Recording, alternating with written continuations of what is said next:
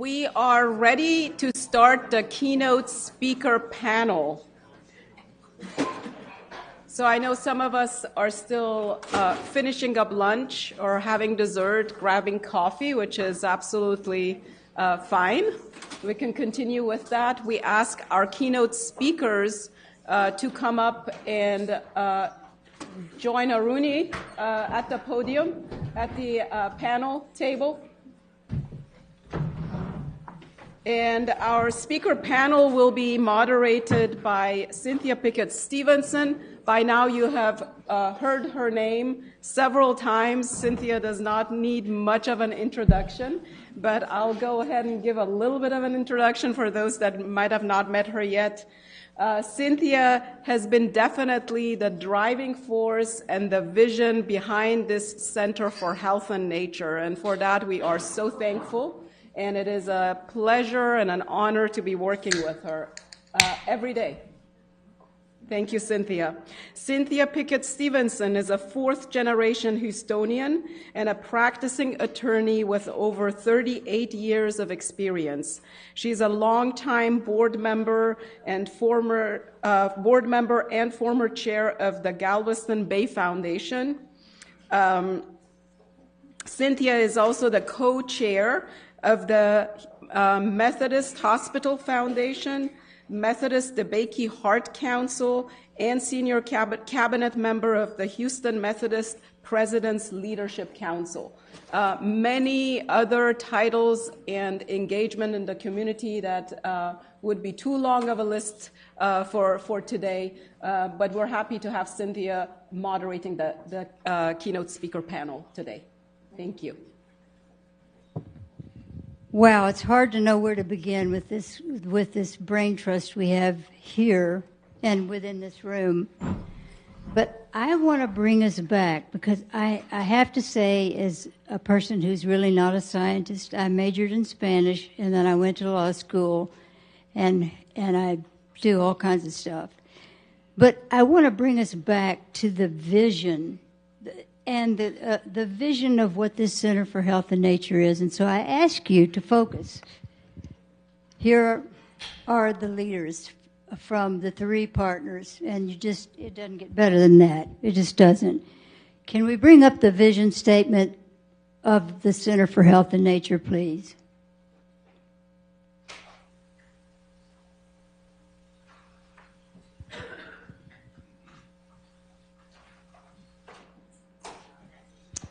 I gave Dominica about 2 minutes to do this. Can you do it?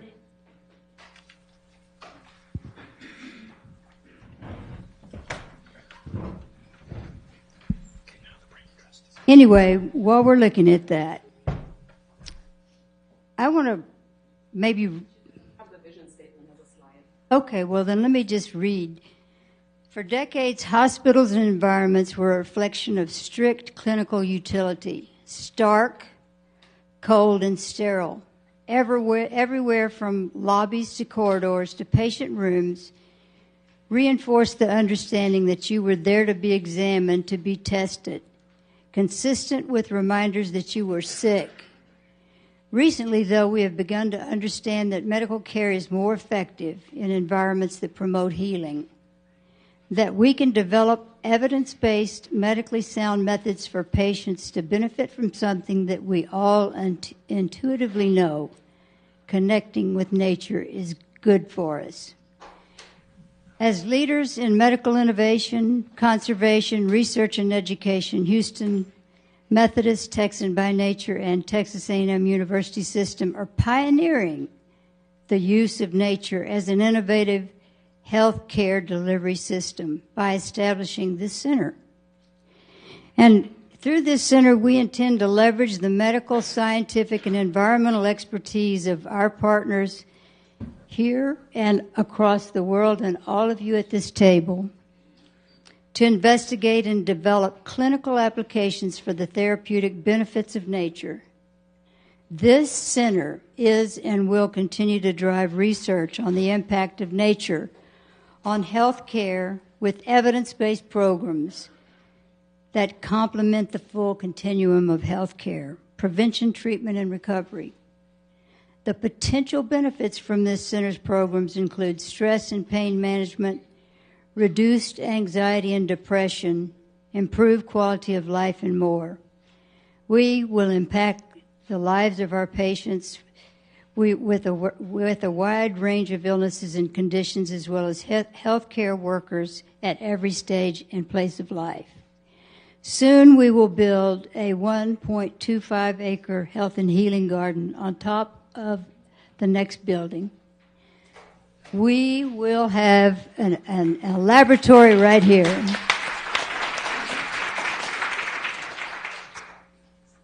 We will have around us the Herman Park area that is putting in an amazing walking trail. We have the Houston Zoo, where I think most animals are better than people, but that's a personal point of view.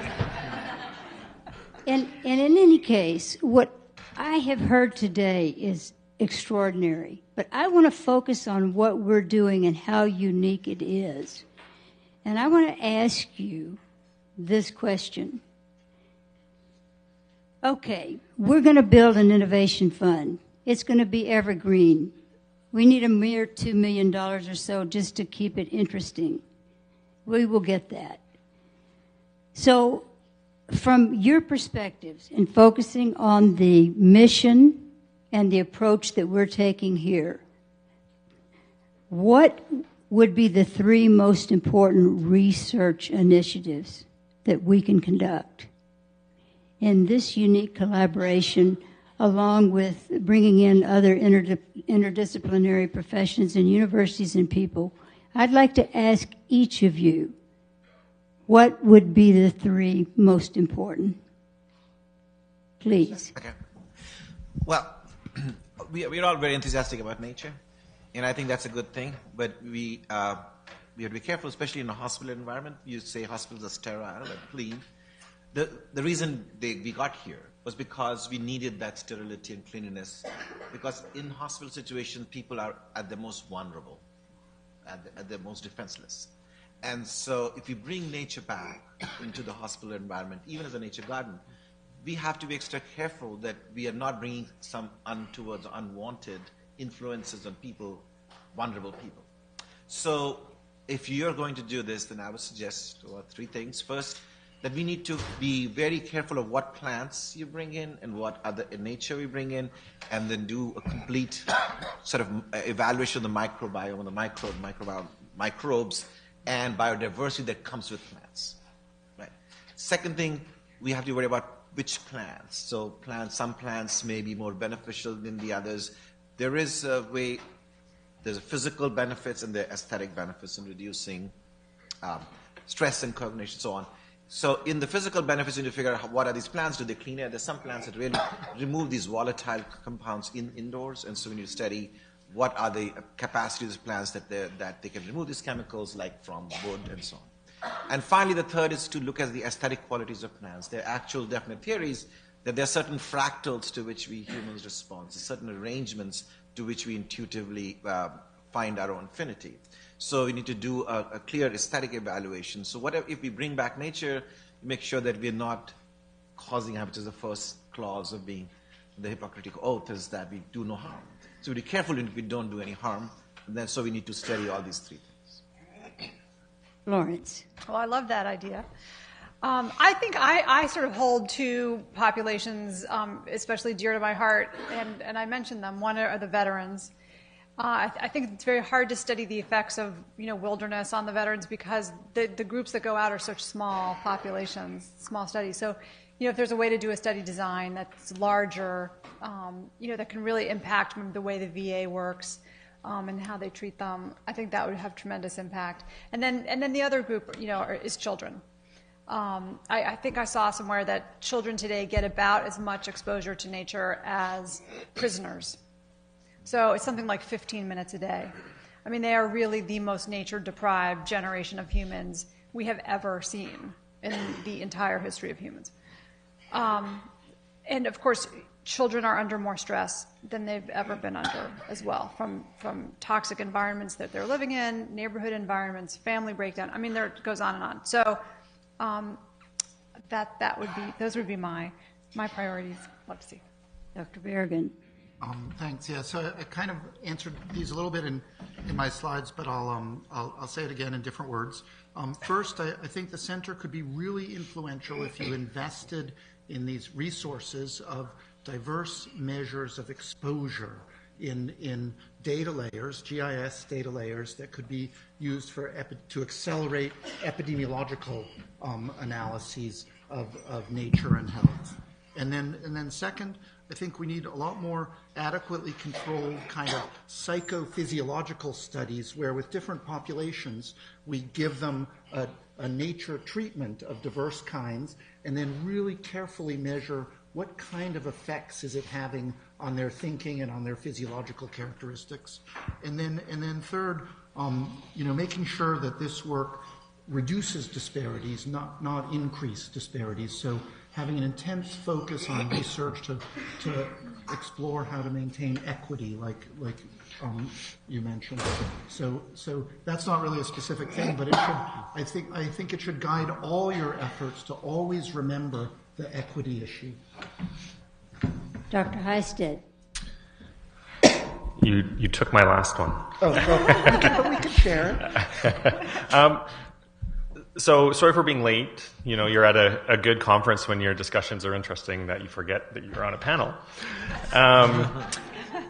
So I think this is a really interesting question, and how I would approach this is how do you make nature exposure the default in terms of behavioral changes is challenging, but if you can have an exposure that's passive, right, that people can get a benefit from just from it being there, that has a lot of benefit for public health in a clinical setting. So I think that's something that a focus could be on here.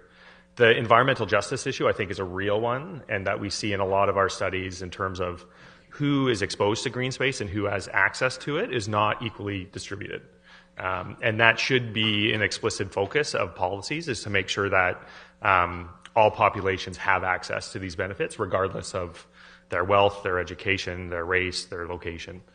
And then one last thing is maybe trying to come up with specific policies that would engage specific populations in nature. So in Oregon, they just passed the outdoor schools legislation where grade 4 and 5-year-olds, every student will get 1 week of outdoor nature school.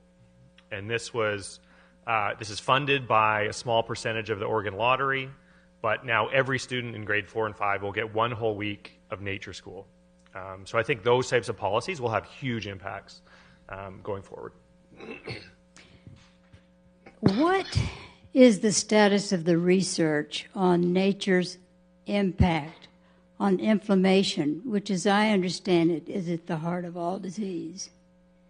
I mean, if stress is an inducer of an inflammatory response, we have some of the most sophisticated brain imaging technology in the world, heart imaging technology in the world. Stress is real easy to give. I'm a very good stress producer. And I think we could just take those people and quickly put their brains under the microscope in their hearts and take a look at inflammation. If we can solve that riddle of inflammation, we may be at the forefront of curing most everything that ails people. What, from your perspectives, is the state of that research? Is that a space that's well filled, or is it one that's novel and needs to be examined? I have a very short answer. Beats the hell out of me. I don't know. Well, if it beats the hell out of you, it ain't being done. Anybody else? I know of one study looking at, I think it was kids, and also there was another one looking at veterans on a 3-day rafting trip. And this was out of UC Berkeley. Craig Anderson and Dr. Keltner measured some markers of inflammation, including IL-6, and did find a significant reduction after 3 days outside. So the state of the art is really weak. We don't know very much about how nature affects inflammation, but it's a very complicated process. So inflammation is bad for you when it gets really out of control and chronic, but a little bit of inflammation is very good in this sort of educating your immune system. So like we talked about the study, when you go in the forest and you spend time there, it causes inflammation. Your natural killer cells or NK cells increase. So which means next time you have infection or something, you'll be better able to respond to that. So what nature does, and some people believe, that it actually challenges you and creates a little bit of inflammation. And that sort of preconditions your immune system. So children who are not challenged by being outside, playing in the dirt with the farm animals, have much more of these chronic inflammatory diseases like asthma, autoimmune disease, and so on. So we want to trigger a little bit of inflammation with nature, but not make it chronic. So I think this is a very complex idea that needs to be evaluated, and there is very precious little information available today. So, if a little inflammation is good, I'm going to have Popeye's fried chicken for dinner tonight. Only once a month. Only once a month. And it's good for your coat. It's wintertime. You know, there's so many people here in this audience that I know have questions for this extraordinary panel. And I'm going to call on one. Dr. Cullen Geiselman, where are you? Please, can you stand up and talk to us? Sure, thank you. I'm a little bit put on the spot. I'm not the kind of doctors that you are.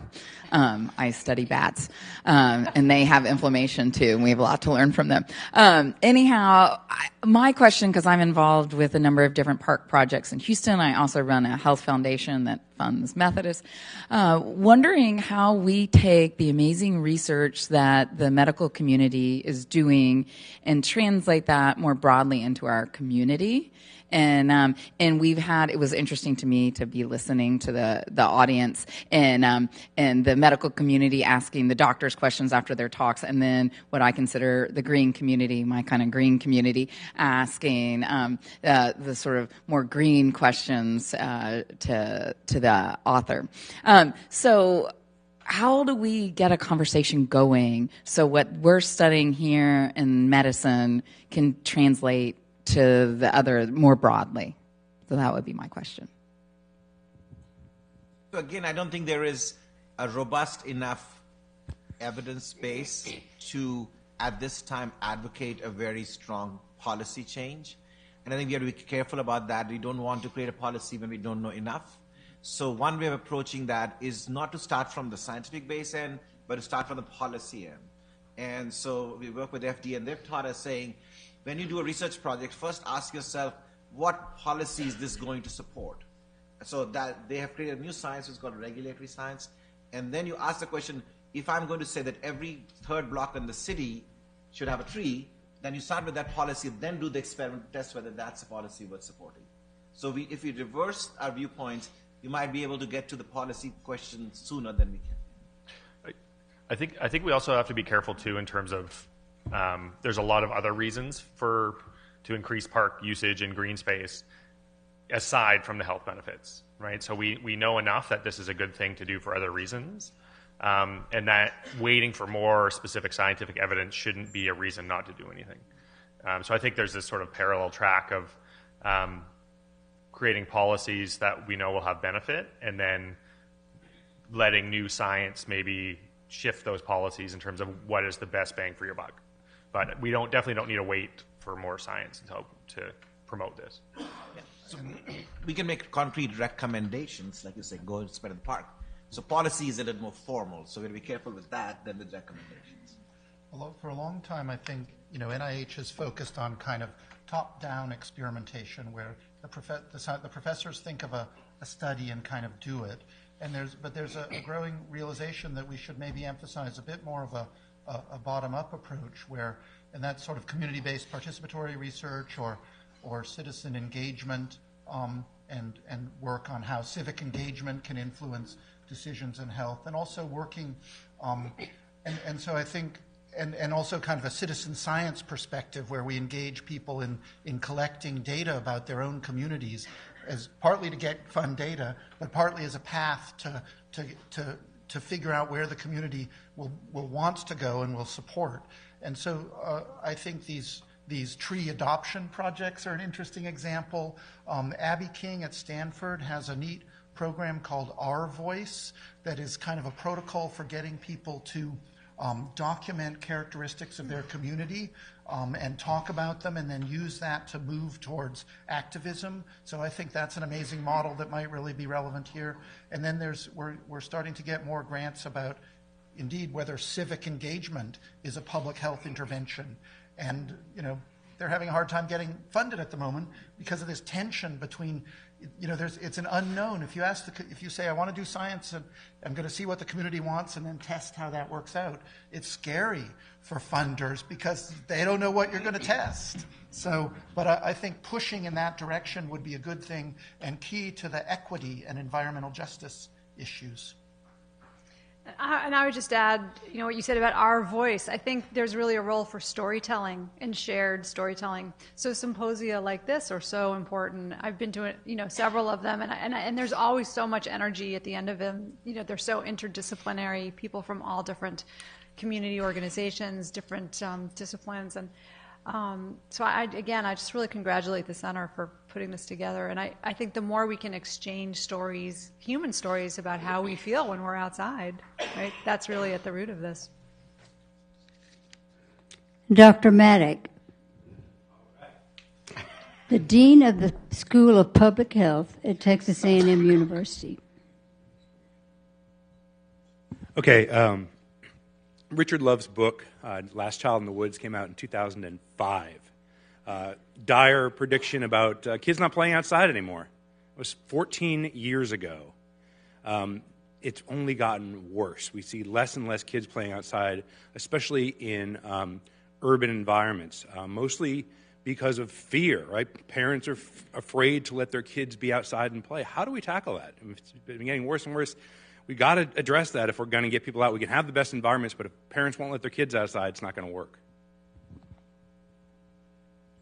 Well, it's a cycle, and people say there's a crime, and so they cannot be outside, and then the outside get deteriorated, the crime goes more. And so there have been studies from Baltimore and other cities that if you increase greenness in a city, that decreases crime rates. And if you increase greenness in a neighborhood, it increases social cohesion. So people are outside gardening, taking interest in what's around them. It's safer than if everybody was shuttered inside and not be outside, right? So if we can increase greenness, I think that would, in some measure, maybe not completely, but in some measure, help social cohesion between neighborhood, encourage people to be outside, and then have kids be outside as well. I also think there's a really interesting phenomenon going on where the parents themselves are not so comfortable being outside. And it's not just because of safety, it's because they didn't grow up outside either. So we're facing sort of the second generation of disconnection from nature.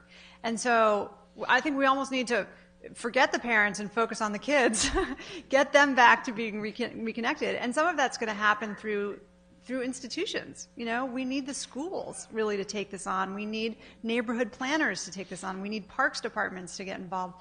To some degree, we might have to bypass the parents. And even I studied a Girl Scout troop in Colorado, and these girls wanted to go outside. They wanted to go horseback riding and rock climbing and mountain biking, but their leaders had never been camping before, and they were the ones who didn't want to sleep outside.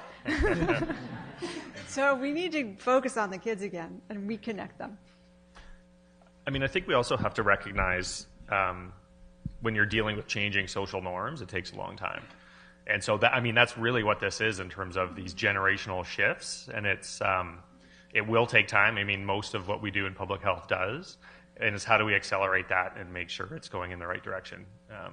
Because 12 years is a long time, but at the same time, if you look at what happened with tobacco, right? I mean, it takes a long time for there to be these social shifts in perceptions and behaviors. One way I've kind of been framing that question in my mind is, I don't really know what to do about fear except creating accessible, safe places. But I used to think about this as kind of a time-use issue. And so sometimes we imagine people sort of experience, parents, time poverty. And so that's a barrier to engaging with the outdoors. But then when you look at the time use data from like the American Time Use Survey and others, people are actually spending a lot of time in leisure, and a lot of it is screen time.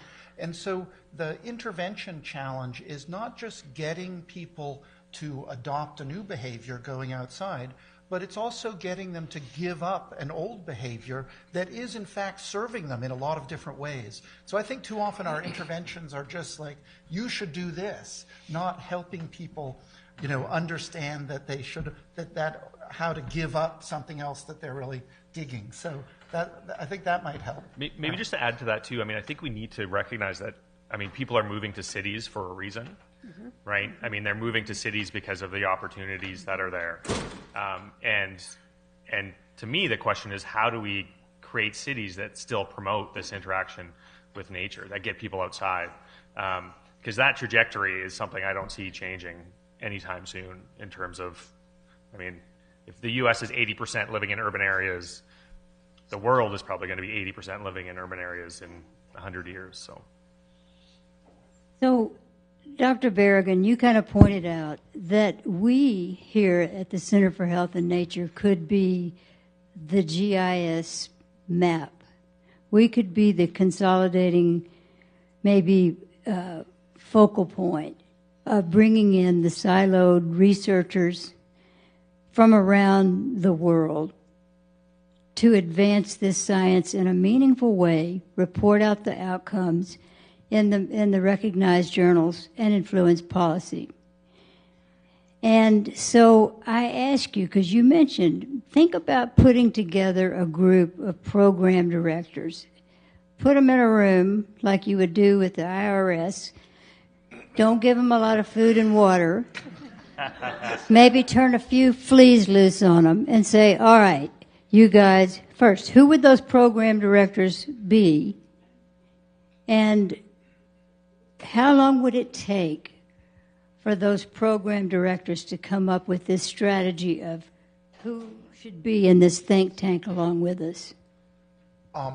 So that's a great question, but I think that the answer is not to put a bunch of program directors in a room, because we actually are guided and driven by the subject matter experts. So what you should do is identify, what you could do, is identify the leading professors to come together and outline, a set of critical steps in enhancing the data and measurement tools that are needed to accelerate this science, and then use that to try to influence NIH to support and promote that kind of work.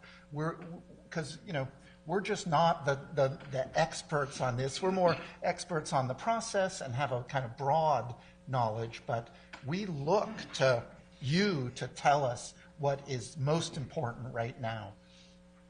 So, sorry, I'm not trying to weasel out of work. No, I'm just, I think that's a great answer. Yeah. So, anyone else want to ask a question here? We make these two the last questions, so we stay on time. Dr. Jackson gets to speak, and our guest right here. Thank you. How do we influence policy so that as urban growth continues, we get more parks and more green spaces and to improve our health? I see that as a formidable barrier trying to get people who are building houses and subdivisions, et cetera. We're going to throw in a park instead of building more houses in that area. So tell us how we influence policy. For me, it'd be two ways. One is by educating others, in the sense that if we have this data about greenness, we should reach out to our colleagues in urban planning, urban design, architecture, and bring to them this idea that health is an important aspect of what they do. Our health depends upon all the places that we are in. So if we bring to them this idea that they should, all the rules and regulations, the buildings they make, more than as much as money, they should consider health as an important consideration, that we have parks in the city and we have trees and so on.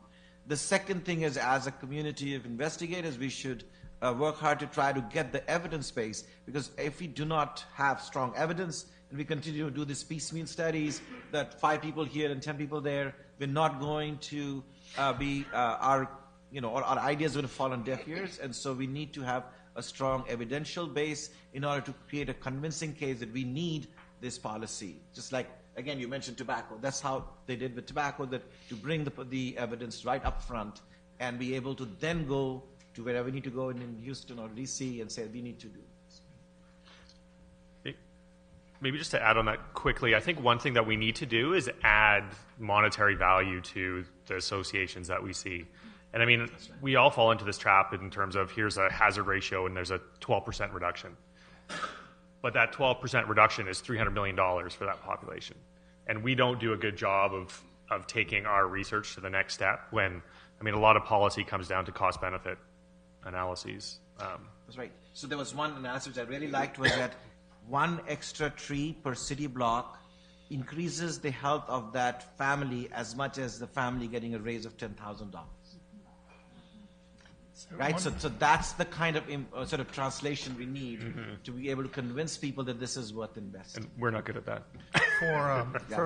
For next year's symposium, you might consider bringing in some people that have worked on walkability, because the movement for creating more walkable communities has been an amazing success now. Cities, towns, mayors all over the country are always talking about making their town more walkable and attracting young people and having vibrant economic growth and stuff. So you might look to that as how did they figure out how to do it and have it work, and what would it take for the natural environment to have some of that same, those same legs at the level of where it's happening, the mayors, for example. So that would be a good panel for next year.